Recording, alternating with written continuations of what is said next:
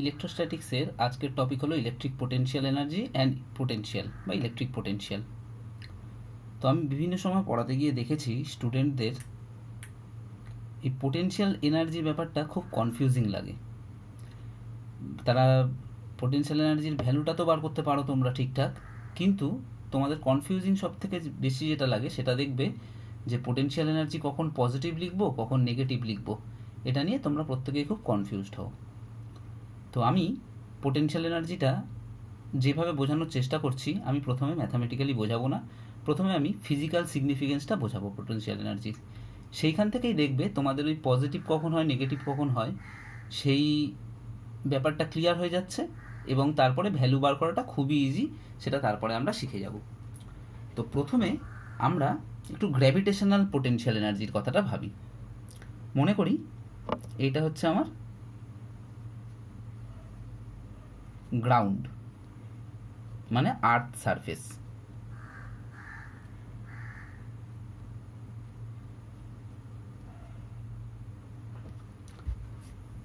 খুব সহজভাবে দেখো, যদি একটা বইকে আমরা এই গ্রাউন্ড লেভেল থেকে এই পর্যন্ত তুলি, এটা মনে করো এ পয়েন্ট, আমি একটা বইকে নিয়ে গ্রাউন্ড থেকে এতে তুললাম, তাহলে আমাদের কিছুটা কাজ করতে হবে। আমি যেহেতু তুলছি তাহলে আমাকে কিছুটা কাজ করতে হয়েছে। আমাকে যে পরিমাণ কাজটা করতে হয়েছে তার জন্য আমার শক্তির ক্ষয় হয়েছে। আমি যদি কোনো কাজ করি তাহলে অবশ্যই আমার শক্তি ক্ষয় হবে। তাহলে আমি যেহেতু এইখান থেকে বইটাকে এই পর্যন্ত তুলেছিলাম, তাহলে আমাকে বাইরে থেকে কাজ করতে হয়েছে এবং আমার শক্তির ক্ষয় হয়েছে। কেন আমাকে বাইরে থেকে কাজ করতে হয়েছে? কারণ একে পৃথিবী নিচের দিকে টানছিল, এই বস্তুটাকে পৃথিবী নিচের দিকে টানছিল, তাই ওপরের দিকে তুলতে আমার বাহ্যিক কার্য করতে হয়েছে। আমি যে বাহ্যিক কার্য করেছি বা আমার যে শক্তি ক্ষয় হয়েছে, এই বইটা কিন্তু ততটাই শক্তি পেয়েছে, এবং সেই শক্তিটাই বইটার পোটেনশিয়াল এনার্জি বা স্থিতিশক্তি রূপে এখানে সঞ্চিত আছে। এইবারে দেখো, এইটুকু বুঝতে পারলে এরপরে বলো যে এরপরে যদি আমি এর থেকে আরেকটু ওপরে তুলি, মনে করো বইটাকে আমি গ্রাউন্ড থেকে নিয়ে বিতে তুললাম, তাহলে কি হবে? আমরা বিতে তুললে দেখতে পাবো যে তাহলে আমাকে কাজটা আরও বেশি করতে হচ্ছে, সুতরাং এইখানে পোটেনশিয়াল এনার্জিটা আরও বেশি। এইরকম করে আমরা যত উপরের দিকে তুলব, যদি সিতে তুলি তাহলে দেখব সেখানে পোটেনশিয়াল এনার্জিটা ওই বইটার আরও বেশি হচ্ছে। এইরকমভাবে আমরা যেরকম বুঝতে পারি, আরও সহজে আমরা বুঝতে পারি, এই শীতে যদি আমরা বইটাকে ছেড়ে দিই তাহলে দেখো বইটা নিচের দিকে পড়বে, অর্থাৎ বি এর কাছে এ এর কাছে পড়বে। অর্থাৎ একটা বস্তু যেই দিক থেকে যেই দিকে আসছে সেই দিকটা হলো তার কম পোটেনশিয়াল এনার্জির দিক, অর্থাৎ বস্তুটার শীতে পোটেনশিয়াল এনার্জি বেশি ছিল, তার থেকে বিতে কম, তার থেকে এতে আরও কম। এইবারে আমি আর একটা পজিশনের কথা বললাম, সেটা হচ্ছে একদম ইনফাইনাইট ডিস্টেন্স বা অসীম দূরত্ব, অর্থাৎ যেখানে আর্থের গ্র্যাভিটেশনাল ফিল্ড আর কাজ করছে না। তার মানে এইটা মনে করছি এত দূর পর্যন্ত আর্থের গ্র্যাভিটেশনাল ফিল্ডটা কাজ করে, এইটা হলো বিয়ন্ড আর্থস গ্র্যাভিটেশনাল ফিল্ড। তাহলে এইখানে যদি আমরা একটা বইকে নিয়ে ছেড়ে দিই, তাহলে আমরা জানি যে যেখানে গ্র্যাভিটি কাজ করে না সেখানে যদি আমরা কোনো একটা বস্তুকে ছেড়ে দিই তাহলে সেটা সেখানে ভাসে, এবং যখন ভাসছে তার মানে একে আর পুল করতে পারছে না বা টানতে পারছে না। যখন দুজনের মধ্যকার এরকম পারস্পরিক বল শূন্য হয়ে যায় তখন আমি বলতে পারি যে সিস্টেমটার পোটেনশিয়াল এনার্জি জিরো, বা তখন আমি বলতে পারি এর পোটেনশিয়াল এনার্জিটা জিরো হয়ে যাচ্ছে। কারণ পোটেনশিয়াল এনার্জিটা এমন একটা এনার্জি যেটা দুটো বস্তুর মধ্যে একটা সম্পর্ক স্থাপন করে রাখে, দুটো বডির মধ্যে একটা রিলেশন তৈরি করে রাখে। দেখো, যতক্ষণ পর্যন্ত ওই গ্র্যাভিটেশনাল ফিল্ডের মধ্যে ছিল ততক্ষণ পর্যন্ত ছেড়ে দিলেই কিন্তু বডিটা পৃথিবীর দিকে এসে পড়তো। তাই জন্য এদের দুজনের মধ্যে একটা রিলেশন ছিল, অর্থাৎ পোটেনশিয়াল এনার্জির কিছু একটা ভ্যালু ছিল। কিন্তু বিয়ন্ড আর্থস গ্র্যাভিটেশনাল ফিল্ড যেই না আমি চলে গেলাম, তখন আমি দেখছি এর সঙ্গে আর কোনো রিলেশন নেই, অর্থাৎ এ ভাসছে। তাহলে এইখানে এর পোটেনশিয়াল এনার্জি কত হবে? এই রিজিয়ানে এর পোটেনশিয়াল এনার্জি হলো জিরো। তার মানে এইটা হচ্ছে আমার বাউন্ডারি ভ্যালু, যেই বাউন্ডারিতে পোটেনশিয়াল এনার্জির ভ্যালুটা হচ্ছে জিরো, এবং তার এইখানে যদি আমি বডিটাকে ছেড়ে দিতাম তাহলে সেটা নিচে আসতো, এইখানে ছাড়লে নিচে আসতো, অর্থাৎ এদিক থেকে এদিকে আস্তে আস্তে আস্তে আস্তে পোটেনশিয়াল এনার্জির ভ্যালুটা কমেছে। তাহলে এই দিক থেকে এইদিকে যদি সংস্থাটার বা সিস্টেমটার পোটেনশিয়াল এনার্জির ভ্যালুটা কমে, আর এইখানটায় যদি ম্যাক্সিমাম ভ্যালু হয় ওর, তার মানে এইদিকে যদি আস্তে আস্তে কমতে থাকে আর এরপরে আর এদিকে বাড়তে পারে না, তার মানে এই জায়গায় ওর ভ্যালুটা ম্যাক্সিমাম। তার মানে পোটেনশিয়াল এনার্জির ম্যাক্সিমাম ভ্যালুটা কত হলো? পোটেনশিয়াল এনার্জির ম্যাক্সিমাম ভ্যালুটা হলো দেখো 0। তাহলে এই দিকে এর রেসপেক্টে এর পোটেনশিয়াল এনার্জিটা সবসময় কী হবে? সবসময় হবে নেগেটিভ। তার মানে এর রেসপেক্টে এর পোটেনশিয়াল এনার্জি সবসময় নেগেটিভ হবে। এই জিনিসটা আমরা বুঝতে পারলাম। তার মানে এই ডিস্টেন্সটা বিয়ন্ড আর্থস গ্র্যাভিটেশনাল ফিল্ড, বা এটাকে আমরা বলি ইনফাইনাইট ডিস্টেন্স। তাহলে ইনফাইনাইট ডিস্টেন্সে সবসময় পোটেনশিয়াল এনার্জি 0 হয়, তার কারণ এখানে গ্র্যাভিটেশনাল ফোর্স কাজ করে না বলে। এবং তার থেকে ভিতরে এনে বডিটাকে ছেড়ে দিলে বডিটা যেহেতু আর্থের দিকে পড়তে থাকে, অর্থাৎ আমি বলতে পারি বেশি হাইট থেকে আস্তে আস্তে যত কম হাইটে আসবে তত তার পোটেনশিয়াল এনার্জিটা কমতে থাকবে, এবং তাহলে এর রেসপেক্টে যত নিচে আসবো তত পোটেনশিয়াল এনার্জিটা আমার নেগেটিভ বা ঋণাত্মক হবে। আশা করছি এইটুকু বুঝতে পেরেছো যে আর্থের গ্র্যাভিটেশনাল ফিল্ডের জন্য যদি আমরা দেখি তাহলে এইখানে পোটেনশিয়াল এনার্জি 0, এই একটাই ভ্যালু যেটা নন নেগেটিভ ভ্যালু। তাছাড়া এখানে যদি আমরা সিস্টেমটার দেখি এর রেসপেক্টে, তাহলে সবসময় পোটেনশিয়াল এনার্জিটা 0 হবে। পরে তোমাদের যেই জায়গাটা কনফিউজিং লাগে, তোমরা এমজিএইচ তো পোটেনশিয়াল এনার্জির ফর্মুলা পড়েছো, তো তোমরা একটা বডিকে এখান থেকে এম মাসের একটা বডিকে এখানে তুলেছো, এম মাসের বডিকে, আর এই হাইটটা এইচ, তখন তোমরা কি জানো এইখানের পোটেনশিয়াল এনার্জি হয় এমজিএইচ। এবং এইখানে স্টুডেন্টরা আমাকে অনেক সময় কোশ্চেন করে যে এইখানে তো আমি বলেছিলাম পোটেনশিয়াল এনার্জি সবসময় নেগেটিভ হবে, তো এইখানে তো আমরা পজিটিভ ভ্যালু পাচ্ছি। তখন কিন্তু খেয়াল রাখতে হবে আমরা পোটেনশিয়াল এনার্জিটা তখন এই বেস লেভেলের রেসপেক্টে ধরেছি, এবং এই বেস লেভেলে তখন আমরা পোটেনশিয়াল এনার্জিটাকে যদি মিনিমাম বা 0 ধরে নিই, যা ইচ্ছা ভ্যালু ধরে নিই, তার থেকে এমজিএইচ এই জায়গায় বেড়েছে। আবার যদি এই জায়গার হাইটটাকে আমরা এইচ ড্যাশড বলি, তাহলে এই জায়গার পোটেনশিয়াল এনার্জিটা কত হবে? এই জায়গার পোটেনশিয়াল এনার্জিটা হবে এমজি এইচ ড্যাশ। এবার যদি তুমি ভালো করে ভেবে দেখো, তাহলে দেখো এইটা তো বড়, এইটা তো ছোট, তাহলে এর রেসপেক্টে একে আমরা কি বলতে পারি? নেগেটিভ বলতে পারি না? মানে ধরো এইটা হচ্ছে এইচ ড্যাশ ইকুয়াল টু ধরো 10 আর এইচ ইকুয়াল টু 5, তাহলে এর রেসপেক্টে এটাকে যখন আমরা ক্যালকুলেট করব তখন আমরা পাবো এমজি 5 - 10। তাহলে দেখো এটা একটা নেগেটিভ ভ্যালু হচ্ছে, বা এইটাকে যদি আমরা 0 ধরি তার রেসপেক্টে এটা নেগেটিভ ভ্যালু হচ্ছে, সেই হিসাবে কিন্তু নেগেটিভটা বলা হয়েছে।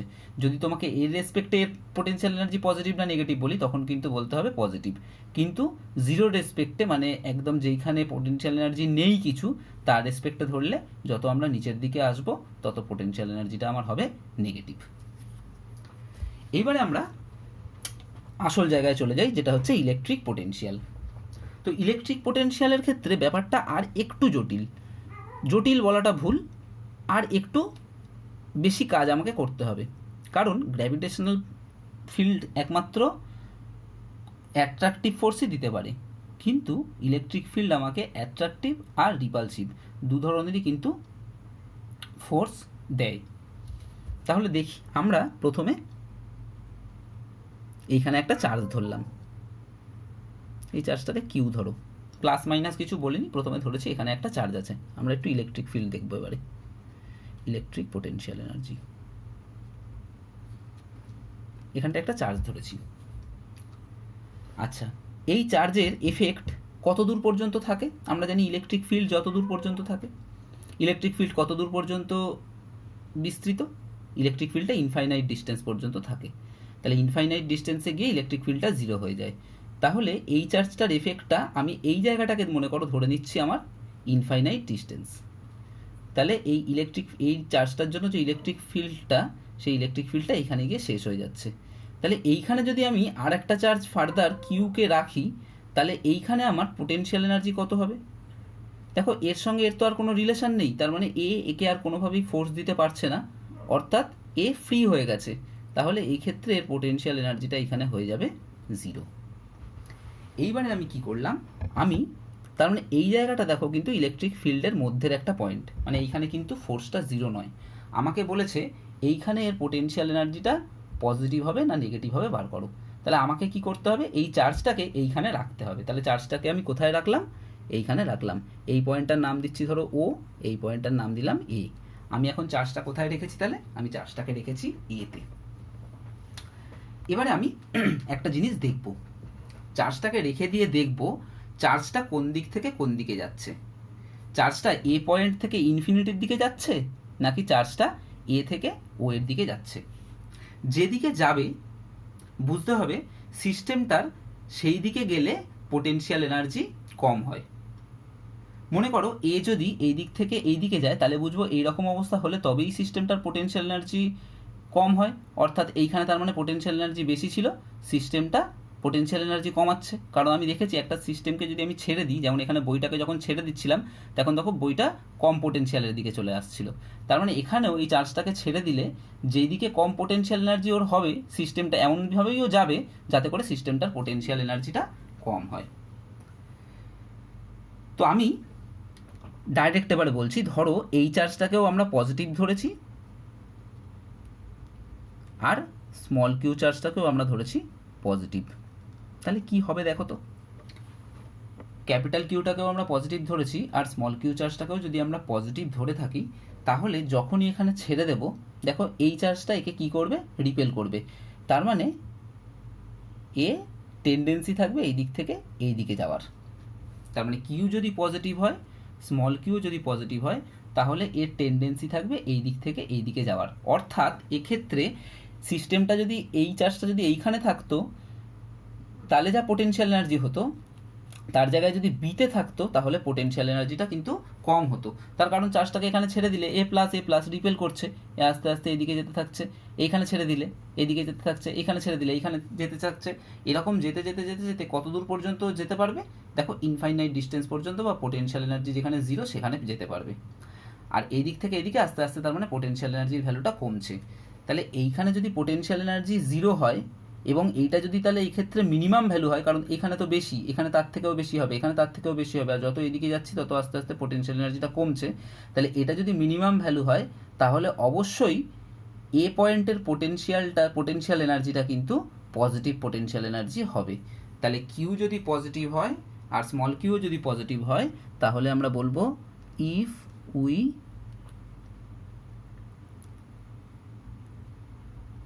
leave the charge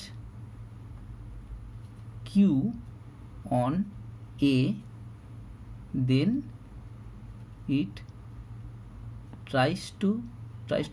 tends to move towards B.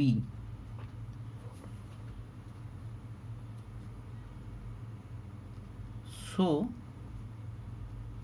we can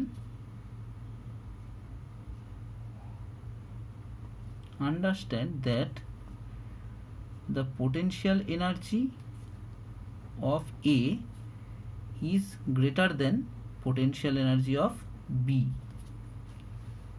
and for this system the minimum potential possible is, and for this system minimum potential possible is 0. আচ্ছা, এইবারে আমরা আর একটা সিস্টেম দেখি যে ক্ষেত্রে কিউটাও নেগেটিভ, এই স্মল কিউটাও নেগেটিভ। এক্ষেত্রে কি হবে? যদি এই কিউটাও নেগেটিভ থাকে আর এইখানে স্মল কিউটাও নেগেটিভ থাকে তাহলে দেখো নেগেটিভ চার্জও নেগেটিভ চার্জকে কি করবে? রিপেল করবে। রিপেল করে কি চেষ্টা করবে? দূরের দিকে সরিয়ে দিতে চেষ্টা করবে। তার মানে আমরা বলতে পারবো তখনও যে এতে মানে সিস্টেমটার চার্জটা যদি কিউ মানে মাইনাস কিউটা যদি এতে থাকতো তাহলে যতটা পোটেনশিয়াল এনার্জি থাকতো, বিতে গেলে তার থেকে পোটেনশিয়াল এনার্জি কমতো, আরও এই পাশে গেলে আরও পোটেনশিয়াল এনার্জি কমতো, এইরকম করতে করতে কমতে কমতে এইখানে গিয়ে পোটেনশিয়াল এনার্জিটা হয়ে যেত 0। অর্থাৎ এক্ষেত্রেও আমরা বলতে পারবো যে এখানকার ওয়ার্ক ডান কিন্তু মানে এখানকার পোটেনশিয়াল এনার্জি কিন্তু এইখানকার পোটেনশিয়াল এনার্জির থেকে বেশি। তার মানে এটার ক্ষেত্রেও আমরা বলতে পারবো যে ইউকে দিয়ে আমরা পোটেনশিয়াল এনার্জি বোঝাচ্ছি is greater than UB। আচ্ছা, এইবারে আর একটা থার্ড টাইপের কন্ডিশন যেখানে either Q positive A negative বা এ নেগেটিভ এ পজিটিভ। দেখো তাহলে কি হয়, ধরো কিউ পজিটিভ আর স্মল কিউ নেগেটিভ। এবার একে রেখেছি আমরা, স্মল কিউ যেহেতু নেগেটিভ তাহলে স্মল কিউটা কি চেষ্টা করবে, এই দিকে আসার চেষ্টা করবে। তাহলে এই দিকে যদি এ আসার চেষ্টা করে তার মানে আমার কি বুঝতে হবে, যেই দিকে এ যাওয়ার চেষ্টা করে সেই দিকে গেলে তার মানে পোটেনশিয়াল এনার্জি সিস্টেমটার কম হয়। তাহলে এই দিকে যেহেতু এ যেতে চেষ্টা করছে তাহলে নিশ্চয়ই এই পয়েন্ট নাম দিচ্ছি সি, এই চার্জটা মানে যখন নেগেটিভ তখন আর এ পজিটিভ তখন নিশ্চয়ই এ এই দিক থেকে এই দিকে গেলে তবেই ওর পোটেনশিয়াল এনার্জিটা কম হতো। তার মানে আমি কি বুঝলাম, যে এইখানকার পোটেনশিয়াল এখানে থাকলে চার্জটা যা পোটেনশিয়াল এনার্জি হতো এইখানে থাকলে তার থেকে কম পোটেনশিয়াল এনার্জি হতো। তার মানে এখানে থাকলে তার থেকে বেশি হতো, এইখানে থাকলে এই তার থেকে বেশি হতো। তার মানে যত আমরা এই দিক থেকে আস্তে আস্তে এই দিকে যাচ্ছি তত পোটেনশিয়াল এনার্জিটা কম হচ্ছে। তাহলে এই দিক থেকে এই দিকে আসার সময় যদি পোটেনশিয়াল এনার্জিটা কম হয় তাহলে পোটেনশিয়াল এনার্জির ম্যাক্সিমাম ভ্যালুটা তখন কত হয়, তাহলে 0। তাহলে দেখো, if we live the charge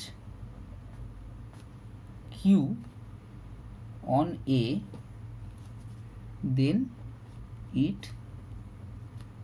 tends to move towards C, so we can say UA is less than UC. UA is less than UC, ওই জন্য সরি উল্টো বললাম, UA is greater than UC,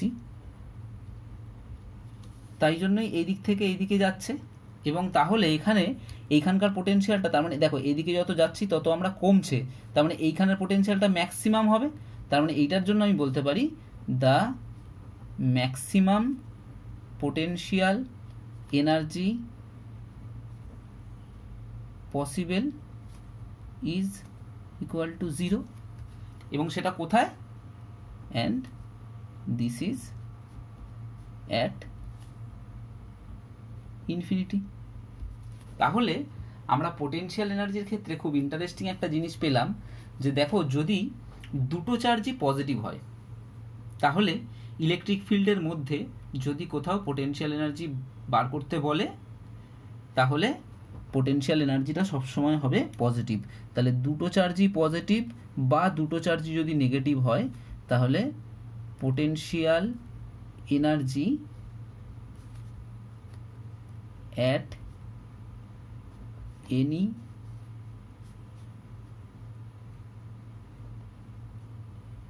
point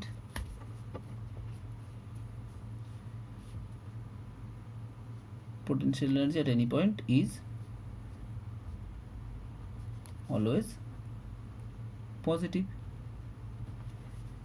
if we increase the distance then potential energy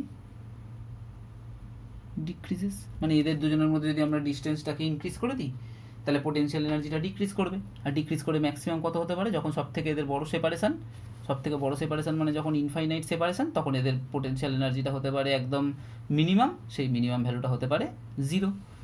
আর যদি opposite type of charge হয়, মানে যদি একটা positive charge হয় আর একটা নেগেটিভ চার্জ হয় তাহলে কি হবে, potential energy at any point is always negative if we increase the distance then potential energy increases, R final ভ্যালুটা কত হবে, ফাইনাল ভ্যালুটা গিয়ে এখানে 0 হবে। তার মানে এক্ষেত্রে আমরা যদি এই ডিস্টেন্সটাকে বাড়াই তাহলে এখানে গিয়ে 0 হবে, কিন্তু যত এদিকে আসবো তত পোটেনশিয়াল এনার্জিটা আস্তে আস্তে আস্তে আস্তে কী হতে থাকবে, কমতে থাকবে। তাহলে এই জায়গাটা যদি আমরা একটু ভালো করে বুঝি তাহলে পোটেনশিয়াল এনার্জি কখন পজিটিভ হবে কখন নেগেটিভ হবে সেটা আমরা বুঝতে পারবো। এরপরে আমরা যখন পোটেনশিয়াল এনার্জির ক্যালকুলেশনটা করব তখন তোমরা দেখবে ক্যালকুলেশনটা অনেক ইজি লাগছে, এবং ক্যালকুলেশনের পরে যে ফর্মুলাটা পাবো সেই ফর্মুলাটা থেকেও কিন্তু আমরা খুব ইজিলি পোটেনশিয়াল এনার্জিটা কখন পজিটিভ হবে কখন নেগেটিভ হবে আমরা বার করতে পারবো। এইবারে আমরা calculation of electric potential energy দেখব। এবার তাহলে আমরা পোটেনশিয়াল এনার্জির ক্যালকুলেশনটা দেখব।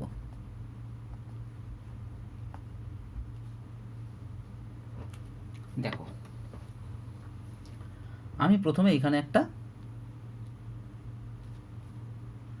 কিউ চার্জ ধরছি, আর আমাকে বলেছে ধরো এইখানে এই ডিস্টেন্সটা হচ্ছে, এই পয়েন্টটা মনে করো বি পয়েন্ট, কিউ থেকে এই পয়েন্টটার নাম দিয়েছি এ, তাহলে এতে কিউ পয়েন্ট আছে, বিতে একটা স্মল কিউ আধান রাখতে, একটা স্মল কিউ চার্জ রাখতে কতটা পোটেনশিয়াল রাখলে কতটা পোটেনশিয়াল এনার্জি সিস্টেমে স্টোর হবে সেটা বার করতে বলেছে। আমাকে বলে দিয়েছে এই ডিস্টেন্সটা হলো তোমার ক্যাপিটাল আর। তাহলে প্রশ্নটা আমি আগে ভালো করে বুঝি। আমাকে বলেছে যে এতে একটা চার্জ আছে কিউ, বিতে একটা স্মল কিউ চার্জ যদি আমাকে রাখতে হয় তাহলে সিস্টেমটার পোটেনশিয়াল এনার্জি কত হবে এটা আমাকে ক্যালকুলেট করতে হবে। আমি ক্যালকুলেশনের সুবিধার্থে মনে মনে ধরে নেব যে দুটো চার্জই পজিটিভ।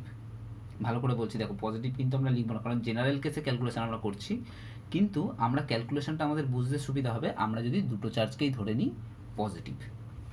আচ্ছা, এইবারে দেখো, যদি দুটো চার্জই পজিটিভ হয় তাহলে এই চার্জটা একে ফোর্স দেবে, কোন দিকে ফোর্স দেবে? এই দিকে ফোর্স দেবে, এবং এই দিকে যদি ফোর্স দেয় তাহলে এই চার্জটা আস্তে আস্তে কী করবে? ইনফিনিটির দিকে চলে যাবে, এবং পোটেনশিয়াল এনার্জিটা আস্তে আস্তে কমিয়ে কমিয়ে ইনফিনিটির দিকে গিয়ে পোটেনশিয়াল এনার্জিটা হবে জিরো। তার মানে এ কী করবে? আস্তে আস্তে পোটেনশিয়াল এনার্জির সিস্টেমটা এ যখন দূরে যাবে তত আস্তে আস্তে সিস্টেমটার পোটেনশিয়াল এনার্জিটা কমাতে চাইবে। তাহলে কোনো একটা সিস্টেম যদি এনার্জি কমাতে চায় তখন তাকে কাজ করতে হয়। দেখো, আমি যখন একটা বইকে মাটি থেকে নিয়ে টেবিলে তুলি তখন কিন্তু আমি কাজ করি, তাহলে আমার এনার্জি কমে। এক্ষেত্রেও এ যদি কাজ করে, মানে এখান থেকে এই যে ফোর্সটা, সেই ফোর্সটা যদি কাজ করে তাহলে কিন্তু এর এনার্জি, মানে সিস্টেমটার এনার্জি কী হবে? আস্তে আস্তে সিস্টেমটার এনার্জিটা কিন্তু কমবে। আর যদি যেই দিকে ফোর্স দিচ্ছে তার উল্টো দিকে কাজ করে তাহলে সিস্টেমের এনার্জি আস্তে আস্তে বাড়বে। তো আমি প্রথমে আমাদের ক্যালকুলেশনের সুবিধার্থে ধরে নিয়েছি দুটো চার্জই পজিটিভ।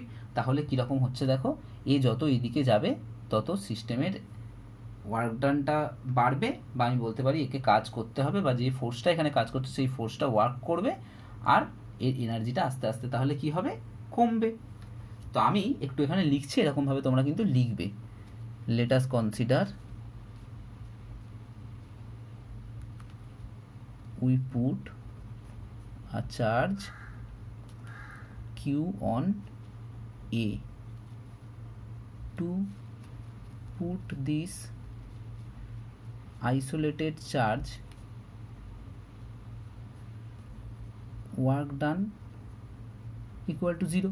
প্রথমে এই চার্জটাকে আনতে কোনো ওয়ার্ক ডান করতে হয়নি। কেন ওয়ার্ক ডান করতে হয়নি? কারণ চারপাশে তো কোনো ইলেকট্রিক ফিল্ড নেই, তার মানে একে ফোর্স দেওয়ার তো কেউ ছিল না, তাহলে ওই জন্য কোনো ওয়ার্ক ডানও করতে হয়নি। তাহলে প্রথমে যখন এই চার্জটাকে এনেছি তখন কোনো ওয়ার্ক ডান করতে হয়নি। এইবারে আমি মনে করে নিচ্ছি let we have another charge small q at a distance small r from A. এখান থেকে আমি স্মল আর ডিস্টেন্সে একটা পয়েন্ট ধরছি, এই পয়েন্টটার নাম দিলাম C.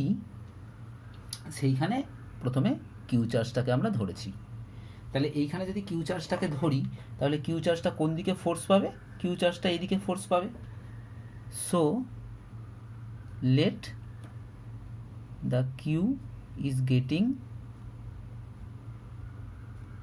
a force on CB direction. তাহলে এই ফোর্সের ভ্যালুটা কত হবে? So force on small q at C due to capital q is, আমরা কোন ল থেকে পেয়ে যাব, এটা কুলম্বস ল থেকে পেয়ে যাব। দেখো সেই ফোর্সটা হবে এফ অ্যাট সি, ওইটা ইকুয়াল টু হবে দেখো 1/4πε capital Q small Q by R square. এইবারে এই ফোর্সটা আমি পেলাম, এই ফোর্সটার জন্য কি হবে, এই ফোর্সটার জন্য এই চার্জটা ট্রাই করবে এই দিকে যাওয়ার, আর ফোর্সের দিকে যদি চার্জ যায় তাহলে ফোর্সকে আমরা ডিসপ্লেসমেন্টের সঙ্গে যদি ডাইরেক্ট মাল্টিপ্লাই করে দিই, জাস্ট ফোর্স আর ডিসপ্লেসমেন্টের স্কেলার মাল্টিপ্লিকেশন হচ্ছে বা ডট প্রোডাক্ট হচ্ছে ওয়ার্ক ডান, তো যেদিকে ফোর্স সেদিকেই যদি ডিসপ্লেসমেন্ট হয় তাহলে আমরা জাস্ট প্লেন মাল্টিপ্লাই করে দিলেই আমরা ওয়ার্ক ডান পাই। তাহলে আমরা ধরে নিচ্ছি যে এইদিকে যেতে চাইছে, তাহলে আমরা যদি ফোর্সের সঙ্গে ডিসপ্লেসমেন্টকে মাল্টিপ্লাই করে দিই তাহলেই কিন্তু আমরা ওয়ার্ক ডানটা পেয়ে যাব। কিন্তু এখানে একটা সমস্যা, দেখো ফোর্সটা কিন্তু আর এর ডিপেন্ডেন্ট ফাংশন, মানে আর চেঞ্জ হলে ফোর্সটাও চেঞ্জ হয়ে যাচ্ছে। যদি কনস্ট্যান্ট ফোর্স থাকতো তাহলে আমরা যতটা ডিসপ্লেসড হচ্ছে চার্জটা সেটাকে ফোর্সের সঙ্গে ডাইরেক্ট মাল্টিপ্লাই করে দিলেই আমরা ওয়ার্ক ডানটা পেয়ে যেতাম, কিন্তু এখানে ফোর্সটা কনস্ট্যান্ট নয়, যত আর চেঞ্জ হচ্ছে ফোর্সটাও as a function of R change হচ্ছে। সেই জন্য আমরা এই ফোর্সের জন্য খুব ছোট্ট একটা ডিসপ্লেসমেন্ট ধরবো ডিআর, যার জন্য ফোর্সের ভ্যালুটা প্রায় চেঞ্জ হবে না আমরা ধরে নেব, এবং তার জন্য ওই ছোটো ডিসপ্লেসমেন্টের জন্য আমরা প্রথমে ওয়ার্ক ডানটা ক্যালকুলেট করব। তাহলে আমরা ধরছি let due to this force the charge displaced by a small distance dr as shown in the figure। আমরা ধরছি এই ডিআরটা হচ্ছে, দেখো এইখান থেকে আমি মনে করছি এটা স্মল ডিসপ্লেসমেন্ট এতটা হলো, এখান থেকে এটা আর ছিল, এই ডিস্টেন্সটাকে আমরা ধরে নিচ্ছি ডিআর। তাহলে ওয়ার্ক ডান কতটা হবে, so work done by electric force is হবে দেখো 1/4πε q into q by r square into dr। এবারে তো আমাদেরকে কি করতে হবে, আমাদেরকে কোন পয়েন্টে বার করতে বলেছে এনার্জিটা, আমাদেরকে এনার্জিটা বার করতে বলেছে দেখো এই বি পয়েন্টে এনার্জিটা বার করতে বলেছে। তো বি পয়েন্টে যদি আমাকে এনার্জিটা বার করতে বলে তাহলে আমাকে কি করতে হবে, আমাকে দেখতে হবে এইখানে কতটা এনার্জি স্টোর ছিল। তাহলে এখানে কতটা এনার্জি স্টোর ছিল দেখতে গেলে আমাকে যেটা দেখতে হবে সেটা হচ্ছে যে এইখানে যতটা এনার্জি স্টোর ছিল সেটাকে যদি আমি এইখানের থেকে বিয়োগ করে দিই, এই জায়গাটাকে যদি আমি ইনফাইনাইট ধরি, কারণ ইনফাইনাইটে তো আমার energy store zero, potential energy যেহেতু জিরো, তাহলে এইখানে কতটা স্টোর আছে দেখতে গেলে আমাকে কি করতে হবে, এইটাকে ইন্টিগ্রেশন করতে হবে, এবং ইন্টিগ্রেশনের লিমিটটা আমার রাখতে হবে এইখান থেকে এই ডিস্টেন্স থেকে এই ডিস্টেন্স পর্যন্ত, অর্থাৎ এই ডিস্টেন্সটা হচ্ছে দেখো আর, আর এই ডিস্টেন্সটা হচ্ছে ইনফিনিটি, তার মানে আর থেকে ইনফিনিটি পর্যন্ত আমাকে ডিস্টেন্সটা রাখতে হবে। তাহলে এটা হচ্ছে work done by electric field, work done by electric force is কোনটুকু ডিস্টেন্সের জন্য, এটা ডিআর ডিস্টেন্সের জন্য। So required work done W is equal to, দেখো ইন্টিগ্রেশন করবো এটাকে আর থেকে ইনফাইনাইট ডিস্টেন্সের মধ্যে,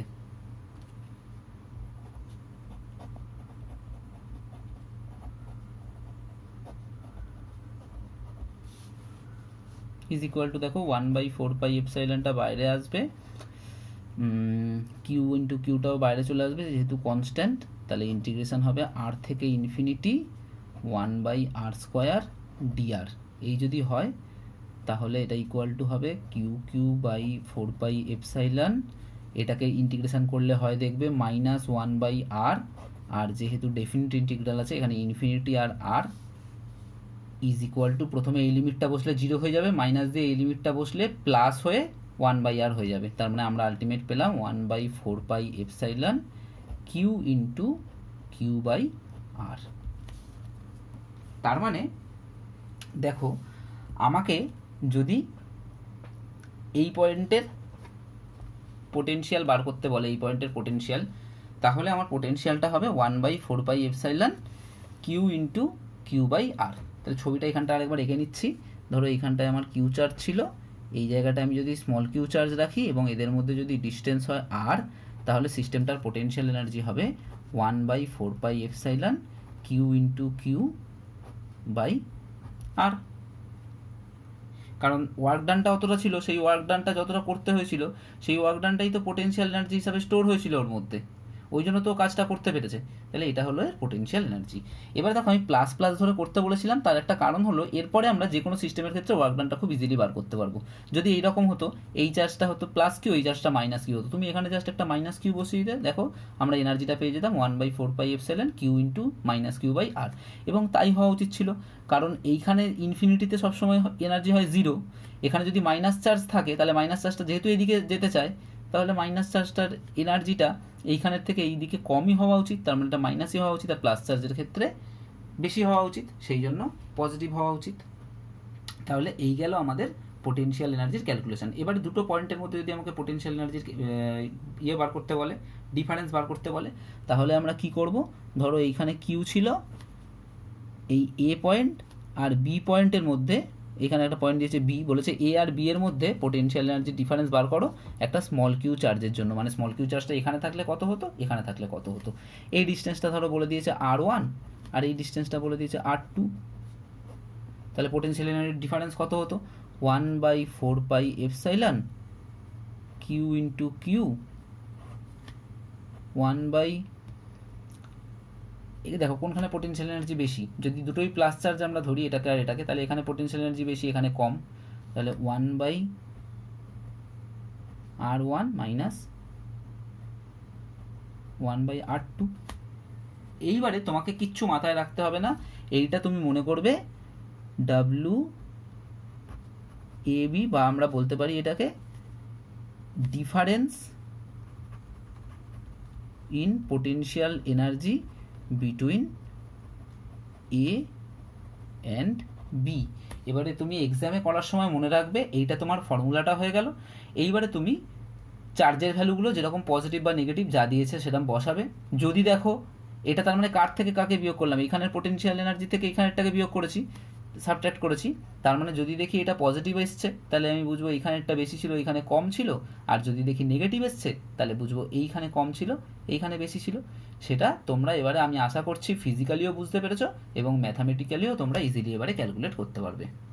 এবার আমরা দেখব potential energy due to system of charges.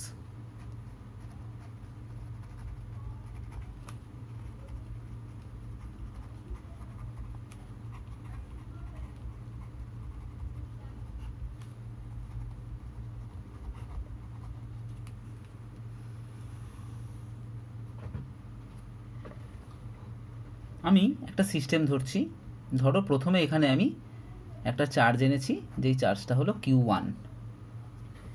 তাহলে এই Q1 চার্জটা নিতে আমাকে কতটা ওয়ার্ক ডান করতে হয়েছে, কিচ্ছু কাজ করতে হয়নি, তাহলে পোটেনশিয়াল এনার্জি হচ্ছে এখানে 0। এইবারে আমি কি করলাম, তাহলে প্রথম যখন এনেছি এইটাকে to bring the charge Q1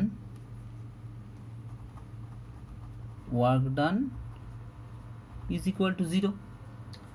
এবার দেখো যখনই এই চার্জটা এখানে চলে এলো তখনই কিন্তু এর চারপাশে একটা ইলেকট্রিক ফিল্ড তৈরি হয়ে গেছে। তার মানে এইবারে যদি আমি এর মধ্যে এর আশেপাশে কোনো চার্জকে আনি তাহলে কিন্তু একটা ওয়ার্ক ডান আমাকে করতেই হবে, এবং তখন আমরা পোটেনশিয়াল এনার্জিটা সিস্টেমে বার করতে পারবো। ধরো এরপরে আমরা এইখানে একটা চার্জকে এনেছি Q2 এবং এদের দুজনকার মধ্যে ডিস্টেন্সটা বললাম R12। তাহলে এখন সিস্টেমটার পোটেনশিয়াল এনার্জি কত হবে বলো তো? এক্ষুনি আমরা দেখেছি to bring, after bringing charge Q2 at a distance R12 from Q1, the potential energy of the system becomes কত হবে দেখো, এটাকে আমি নাম দিচ্ছি U12। Is equal to 1/4πε Q1 Q2 by R12। এক্ষুনি যে ফর্মুলাটা দেখিয়েছি ওটা দিয়েই হলো। এরপরে আমি কি করেছি, আরেকটা চার্জ নিয়েছি, আরেকটা চার্জ নিয়ে সেটাকে মনে করছি এইখানে এনেছি। সেই চার্জটার নাম দিলাম আমি Q3 এবং এই ডিস্টেন্সটাকে আমি ধরলাম R13 আর এদের দুজনকার মধ্যে ডিস্টেন্সটাকে ধরলাম R23। তাহলে এখন এইটাকে আনতে গেলে দেখো দুটো চার্জের জন্য ইলেকট্রিক ফিল্ড এখানে রয়েছে। Q1 চার্জটার জন্য ইলেকট্রিক ফিল্ড তৈরি হয়ে রয়েছে, Q2 চার্জটার জন্য ইলেকট্রিক ফিল্ড তৈরি হয়ে রয়েছে। তাহলে নাও টু ব্রিং Q3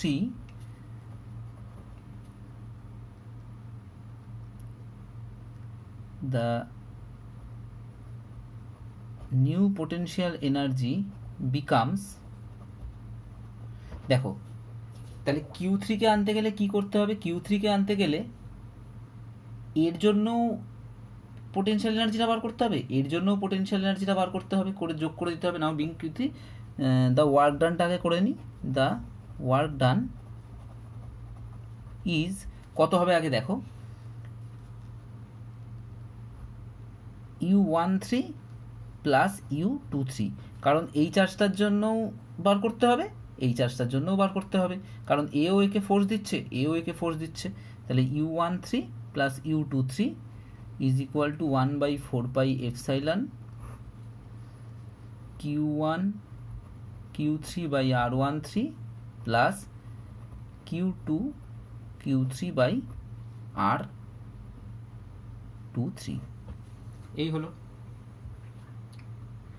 এবারে দেখো যদি তাহলে আমরা টোটাল ওয়ার্ক ডান বার করি তাহলে আমাদের টোটাল পোটেনশিয়াল এনার্জিটা বেরোবে। তাহলে total work done or total potential energy of the system, সেটাকে আমরা ইউ দিয়ে লিখছি, এটা ইকুয়াল টু ইউ, প্রথমে দেখো প্রথমেরটা হচ্ছে 0 প্লাস U12, মানে প্রথম Q1 চার্জকে আনতে গেলে 0, Q2 চার্জকে এনেছিলাম যখন তখন হচ্ছে U12, Q3 চার্জকে এনেছি যখন তখন U13 প্লাস U23, তাহলে U12 plus U13 plus U23 is equal to কী হচ্ছে দেখো 1/4πε কমন চলে যাচ্ছে, Q1 Q2 by R12 plus Q1 Q3 by R13 plus Q2 Q3 by R23। এইবারে দেখো অনেকগুলো যদি আমরা চার্জ আনি তাহলে তার জন্য একটা জেনারেল ফর্মুলা আমরা এখান থেকে তৈরি করতে পারি। জেনারেল ফর্মুলা এইটা ইকুয়াল টু দেখো 1/4πε 1/4πε এর মতো রইলো। এবার দেখো তিনটে যদি চার্জ আনি তাহলে এইরকম টার্ম হচ্ছে। এবার যদি আরেকটা চার্জ আনতাম, আরেকটা চার্জ যদি এইখানে নিয়ে আসতাম তাহলে কীরকম হতো দেখো, আরেকটা চার্জ আনলে Q1 এর জন্য হতো, Q3 জন্য হতো, Q2 জন্য হতো, তার মানে আরও তিনটে টার্মের সঙ্গে অ্যাড হতো, এরকম করে অ্যাড হতে হতে থাকতো। তার মানে দেখো যখন আমরা তিনটে চার্জ এনেছি তাহলে 1-2 এর জন্য হয়েছে, 1-3 এর জন্য হয়েছে আর 2-3 এর জন্য হয়েছে।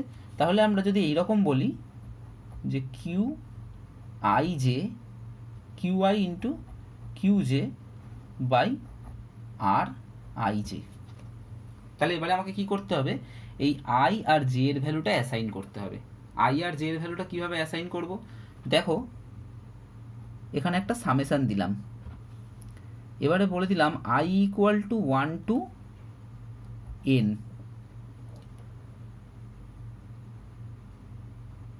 J ইকুয়াল টু ধরো 1 to n হতে পারে। তাহলে কীরকম হবে, তাহলে দেখো প্রথমে হবে I ইকুয়াল টু যদি আমরা 1 ধরি, আচ্ছা J ইকুয়াল টু এরমভাবে দেবো না, I equal to 1 to n যদি হয় তাহলে কীরকম হবে দেখো, Q1 QJ by R1J plus Q2 QJ by Q2J plus Q3 QJ by Q3J, এরম করে হতে পারে। তো আমরা এর সঙ্গে সঙ্গেই একটা দিলাম যে J equal to 1 to n রইল, তাহলে একই সঙ্গে আমরা ঘোরাবো I equal to 1 to N, J equal to 1 to N, আর যেটা অলওয়েজ লেস দেন আই। এই যদি করে দিই তাহলে দেখো প্রত্যেকটা টার্ম আমার মিলে যাবে। এইটুকুটা একটুখানি মাথায় রাখো। দেখো আমি এইটা থেকে এই ফর্মুলাটা করে দেখাচ্ছি। আমার কাছে কটা চার্জ আছে? আমার কাছে 3খানা চার্জ আছে। তাহলে আমার কাছে চার্জ ছিল 3টে, এই কেসটাই করে দেখাচ্ছি। তাহলে যদি 3টে চার্জ থাকে তাহলে এই কেসটা যদি আমরা করি এই ফর্মুলাটা দিয়ে, তাহলে দেখো কীরকম হবে। ইউ ইকুয়াল টু আমার আসছে 1/4πε বসালাম। তাহলে 3টে চার্জ আছে, 1, 2 আর 3। প্রথমে আই এর জায়গায় আমি বসালাম Q1, ভালো কথা। তারপরে জে এর ভ্যালুও কত হতে পারে, তার মানে এরকম হয়ে গেল। তার মানে ফর্মুলাটা আমার এখানে এরকম হয়ে গেল, I equal to 1 2 3, J equal to 1 2 3 q i q j by R i j. এবারে আমরা আর একটা জিনিস বলেছি যে জেটা গ্রেটার দ্যান আই, এটাও আমাদের মাথায় রাখতে হবে। তাহলে এরপরে আমরা তাহলে কীরকম পাচ্ছি দেখো, 1/4πε।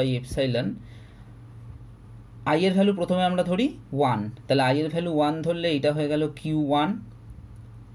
আই এর ভ্যালু যদি 1 হয়, জে এর ভ্যালু তার থেকে বেশিই হতে পারে, তাহলে তার থেকে বেশি মানে কোন ভ্যালুটা হবে? 2 হবে। চলো 2 বসিয়ে দিলাম। আবার নিচেও আই জে আছে, তার মানে আর 1 2 হলো।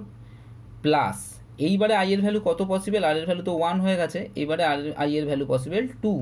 তাহলে আই এর ভ্যালু যদি হয় 2, তাহলে জে এর ভ্যালু কত পসিবল? দুটো হতে পারে। দেখো জে এর ভ্যালু 1ও হতে পারে, 2ও হতে পারে, 3ও হতে পারে, কিন্তু 1 আর 2টা হবে না, কারণ এখানে অ্যাসাইন করে দিচ্ছি আমি ফর্মুলাটাতে যে যেটা অলওয়েজ গ্রেটার দ্যান আই। তাহলে যেটা এখন কতই হতে পারে? যেটা এখন হতে পারে দেখো 3, তাহলে Q2 Q3 by R 2 3 plus এইবারে আমরা আর একটা টার্ম নিচ্ছি Q1। দেখো Q1 রেখে একবার জে এর ভ্যালুটা 3 করা যায়, তাই না? কারণ আই এর ভ্যালু 1 থেকে 3 অবধি ঘুরছে, জে এর ভ্যালু 1 থেকে 3 অবধি ঘুরছে। তো তাহলে আই এর ভ্যালু 1 রেখে জে এর ভ্যালু 2 নিয়েছি, তখন Q1 Q2 বাই আর 1 2 হয়েছে। আই এর ভ্যালু 1 রেখে, এটা আগে বলা আমার উচিত ছিল, আই এর ভ্যালু 1 রেখে জে এর ভ্যালু এরপরে আবার কত নিতে পারবো? 3 নিতে পারবো। যদি 3 নিই তাহলে হবে Q1 Q3 বাই আর 1 3 হবে। আর তারপরে আমরা এবারে কার ভ্যালুটা চেঞ্জ করবো? আই এর ভ্যালুটা চেঞ্জ করবো। আই এর ভ্যালুটা চেঞ্জ করে যদি 2 করি, তখন জে এর ভ্যালু কোনটা পসিবল? 3টাই পসিবল। তোমাদের মনে হতে পারে কেন জে এর ভ্যালু অন্য কিছু পসিবল নয়। যখন আমরা আই এর ভ্যালু 2 বসাচ্ছি, তখন আমাদের জে এর ভ্যালু 1 2 3 যা ইচ্ছা হতে পারতো, কিন্তু এখানে ফর্মুলায় অ্যাসাইন করা আছে দেখো যে যেটা অলওয়েজ গ্রেটার দ্যান আই হতে হবে। তাহলে আই এর ভ্যালু যদি আমরা 2 বসিয়ে থাকি, তাহলে জে এর ভ্যালুটা সবসময় 3 হতেই হবে। তাহলে আর 2 3 পেয়েছি। এরপরে তুমি বলতে পারো আই এর ভ্যালু তোমরা 3 বসিয়ে দেখবে। তুমি দেখো আই এর ভ্যালু যদি 3 বসাও, তাহলে জে এর আর কোনো ভ্যালু আমরা অ্যাসাইন করতে পারছি না, কারণ 1 থেকে 3 পর্যন্ত হতে পারে। আই এর ভ্যালু যদি 3 বসাই, এবারে জে এর 1 থেকে 3 এর মধ্যে যেই ভ্যালুটাই বসাই না কেন, সেইটাই কিন্তু আমার আই এর থেকে ছোট থাকবে, সেটা কখনো পসিবল নয়। ওই জন্য এইটা হবে ফর্মুলা। তার মানে এইটা বলার উদ্দেশ্য হচ্ছে যে যখন যদি আমাদেরকে অনেকগুলো চার্জ দেয় বা সিস্টেম অফ চার্জের জন্য যদি আমাকে ফর্মুলাটা লিখতে বলে, তাহলে আমরা এই ফর্মুলাটা লিখবো এবং এই ফর্মুলাটা থেকে খুব ইজিলি এটা পাওয়া যায়। এটা বাড়িতে একবার নিজেরা প্র্যাকটিস করবে, তাহলে জিনিসটা আরও ভালো করে ক্লিয়ার হবে। তাহলে ইউ এর জেনারেল ফর্মুলাটা কি হলো? ইউ এর জেনারেল ফর্মুলাটা হলো 1/4πε I equal to 1 to N, J equal to আমরা এরমভাবেই অ্যাসাইন করে দিলাম 1 টু এন, কিন্তু তার সঙ্গে একটা কন্ডিশন লাগিয়ে দিলাম যে যেটা অলওয়েজ গ্রেটার দেন আই। তাহলে যখনই যেটা গ্রেটার দেন আই বলে দিলাম, তখনই আমাদের সমস্ত কন্ডিশনগুলো স্যাটিসফাইড হয়ে গেল, q i q j by R I J. এইটা তাহলে সিস্টেম অফ চার্জের জন্য আমার